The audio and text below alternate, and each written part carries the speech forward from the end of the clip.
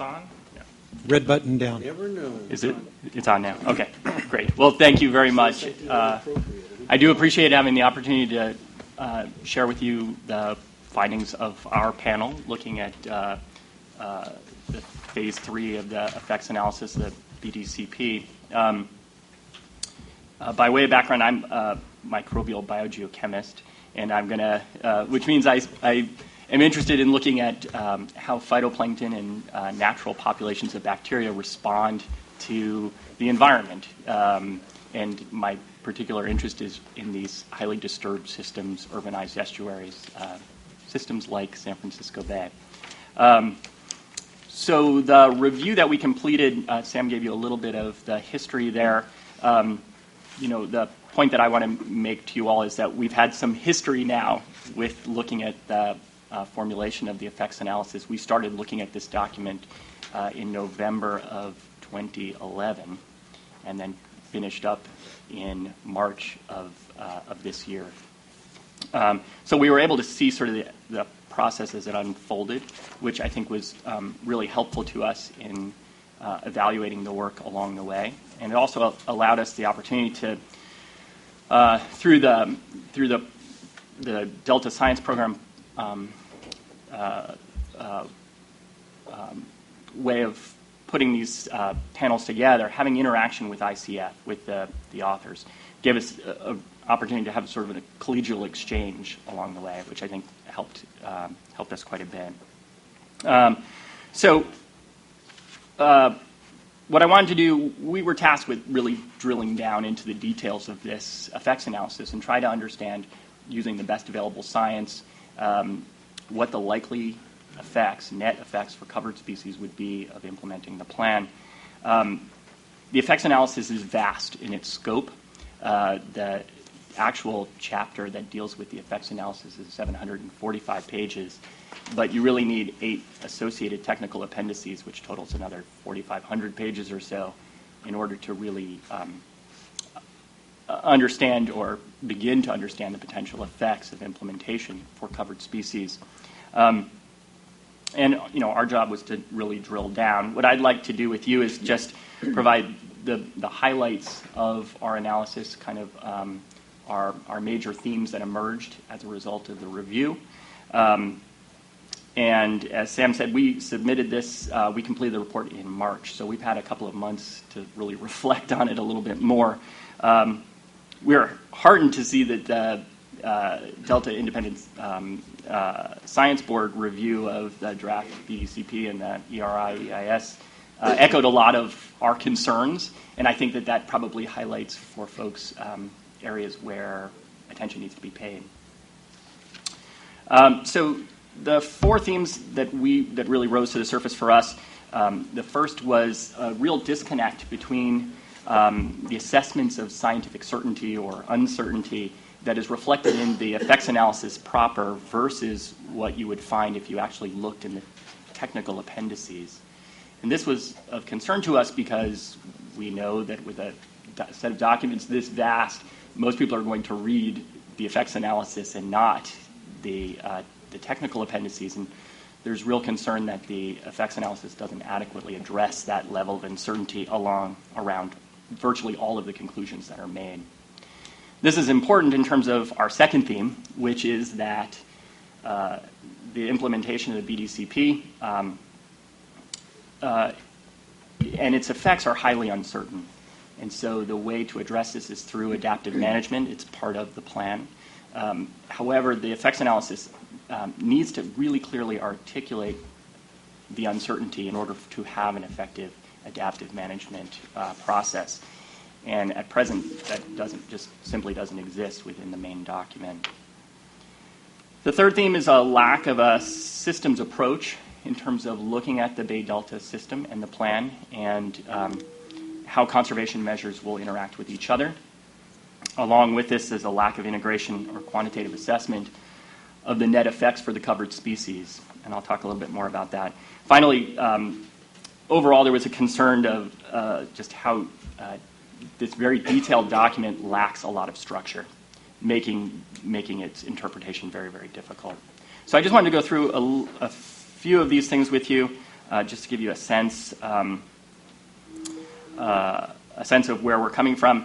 The BDCP is vast. It's huge magnitude. There's lots of natural and anthropogenic or human caused complexity to the Bay Delta ecosystem. We have its long time horizon and climate change, and as a result, any of the effects or presumed effects of implementation carry with them a high degree of uncertainty. There's just no way around that. And so the effects analysis needs to provide clear guidance about what those uncertainties are, where our information gaps lay, and then also inform adaptive management in terms of what information should we be monitoring along the way, what are appropriate triggers that we know when we're on the wrong track to move in a different and course correct, move in a different direction. And that was largely lacking. The challenge is that in the technical appendices, the details seemed to be there, and actually the uncertainty seemed to be there. It just didn't really translate to what we presume most people will be reading. And that's really problematic because from the outset, for adaptive management to be effective, it needs to identify and really truly embrace the uncertainty. That's how adaptive management and iterative learning works. Just one example of this, the contaminant section, a section that I sort of took the lead on reviewing. It's the technical appendix, 5D, provided a great deal of information. The scientific literature was there, the information was there, although sometimes not well organized. But in the actual effects analysis, there was only a page and a half devoted to contaminants in a 745-page document, giving the impression that really the best case scenario probably is the likely outcome. And that was difficult for the panel.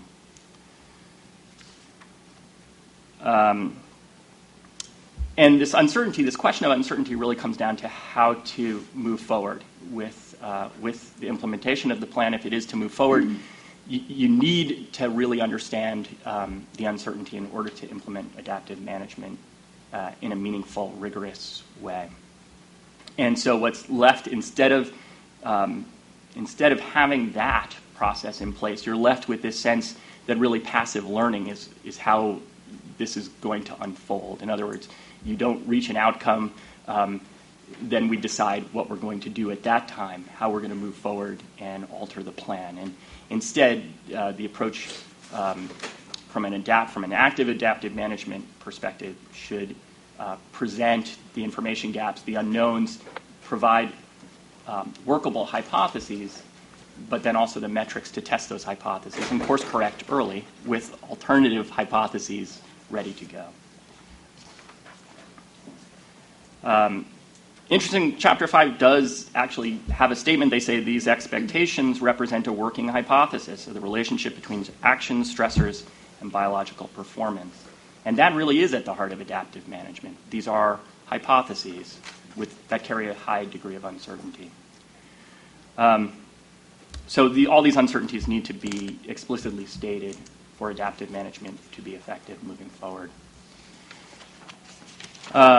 They did mention adaptive management. I don't want to suggest that they didn't, but it wasn't adequately integrated, and the important information that can be gleaned from the effects analysis wasn't clearly enough stated, we believe, to inform the other chapters, including adaptive management. That was outside of our scope, so we did not spend a great deal of time on that.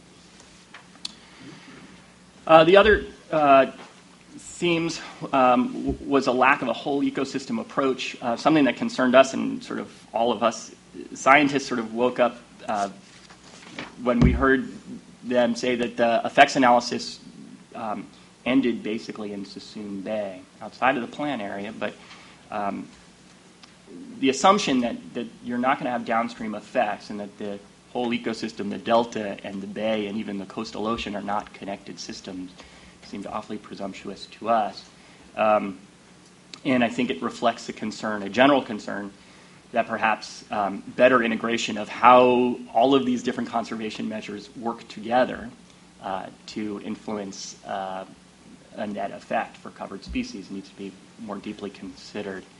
Another place of this, where this is clear to us is with respect to hydrodynamics and the modeling that took place there. Hydrodynamics, basically the movement of water. This is a master variable in our system. Essentially, if we want to have any conversation about circulation patterns, temperature, submerged aquatic vegetation, contaminants, nutrients, we need to have reasonable modeling of the hydrodynamic system. And because we don't know where the restoration opportunity areas are necessarily defined in all cases, these are places where major conservation and restoration activities will take place, they were limited in what they could model in terms of hydrodynamics.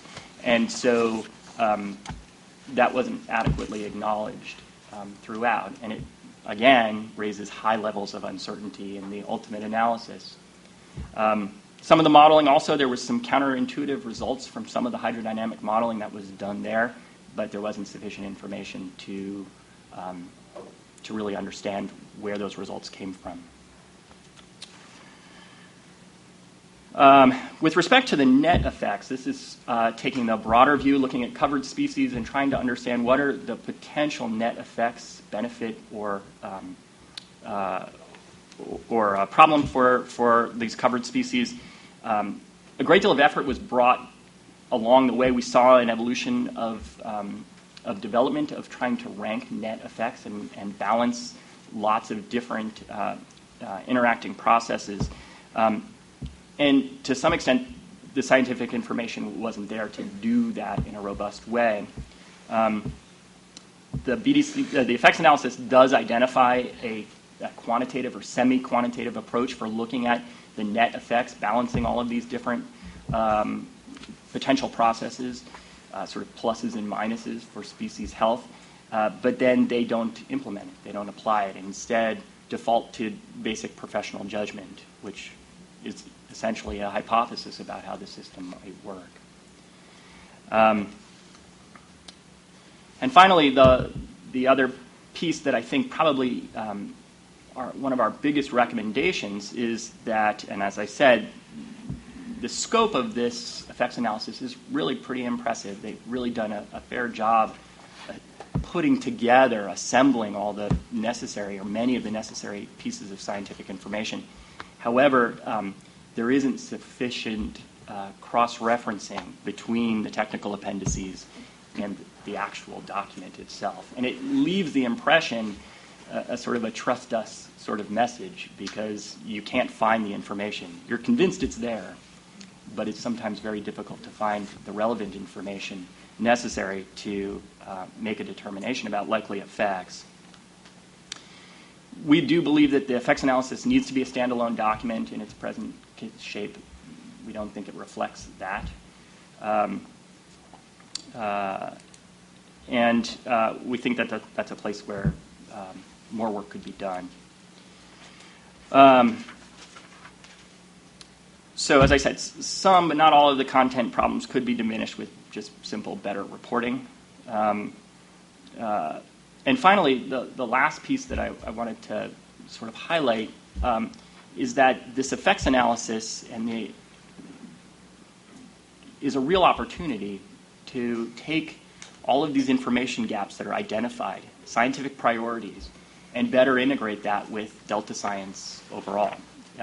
Clearly, as we move forward with potential implementation of the plan, we are going to be doing a lot of learning along the way, and the effects analysis, if synthesized correctly, could really help guide that process along in a more meaningful way and should integrate better with the Delta science plan. So with that, I'll take any questions. Any questions of Dr. Parker? Yes, there's a question.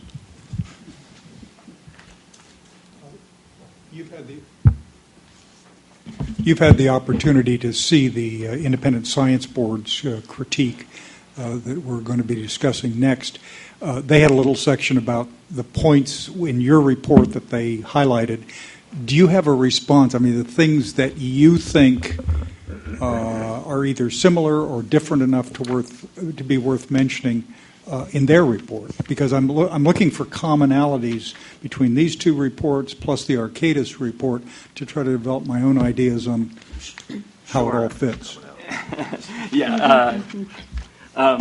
And actually, that's why I wanted to pull together these broad themes. It turns out that actually in our report, in our executive summary, we list these 4 themes, and these 2 processes were truly happening independently, and they really mirror each other pretty remarkably. I think You had a spy. I think one of the things is it's very hard to get your arms around this question. It would be a challenging scientific question. It is a challenging scientific question. What's made more difficult is a lack of organization. Simply put, we honestly believe the best science available is there, but accessing it in a meaningful way is really challenging. And many times with ICF, we'd say, well, where is this information? They say it's there. It's actually in Chapter 3. Well, Chapter 3 is outside of our scope, and it's pretty unreasonable that somebody's going to read the BDCP cover to cover. And so, at a minimum, cross-referencing that says you will find this information there.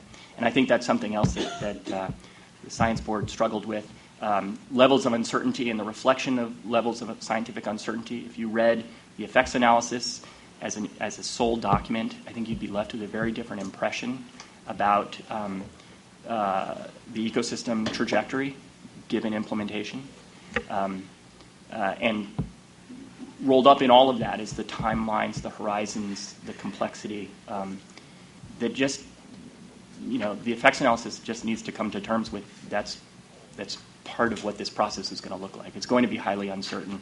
I think there's a general interest in recognizing that, using the BDCP as a hypothesis, as a working hypothesis, a set of experiments, but one in which we have alternative scenarios. We have clear monitoring metrics to be looking for and monitoring for, and trigger points that say, if we reach this point, we know we need to go in a different direction. It's not following our expectations. I think that there was some discussion in their report about putting the bounds on the effects analysis.